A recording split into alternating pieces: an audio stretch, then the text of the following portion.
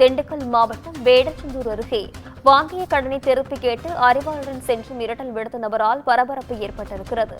இது குறித்தான முழுமையான விவரங்களுடன் செய்தியாளர் வசந்த் இணைப்பில் இருக்கிறார். வணக்கம் வசந்த், இது குறித்தான தகவல்கள் என்ன பதிவு செய்யுங்க. திண்டுக்கல் மாவட்டம் வேடச்சந்தூர் அருகே உள்ள வெள்ளை கவுண்டூரை சேர்ந்தவர் பிரபு, இவரது மனைவி சந்திரா. இவர்கள் அதே பகுதியில் உள்ள முனியப்பன் கோவில் அருகே டீக்கடை நடத்தி வருகின்றனர். இந்நிலையில் பிரபு என்பவர் வேளாம்பட்டியைச் சேர்ந்த மணிகண்டன் என்பவரிடம் 1 லட்சம் ரூபாய் கடனாக வாங்கியதாக கூறப்படுகிறது. அதை திருப்பி தராதால் அவர்கள் போல் குழுக்கள் வாங்கல் பிரச்சனை ரொம்ப நாளாகவே இந்த பிரச்சனையால இருந்து வந்துள்ளது.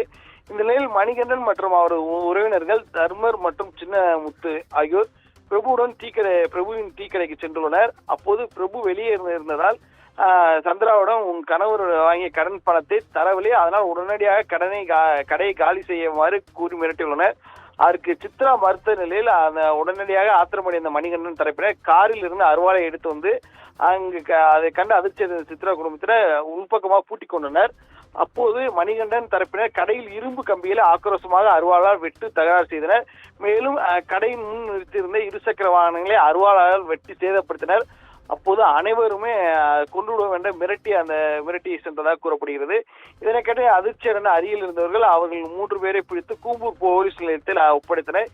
இது குறித்து சித்ரா போலீசில் புகார் செய்தார். அதன் பேரில் மணிகண்டன், தர்மர், சின்னமுத்து ஆகிய 3 பேரும் கூம்பூர் போலீசார் தற்போது வழக்கு பதிவு செய்து அவர்களை கைது செய்துள்ளனர்.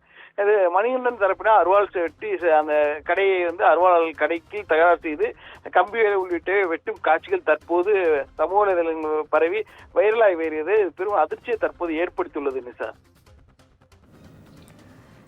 வசந்த், விவரங்களுக்கு நன்றி.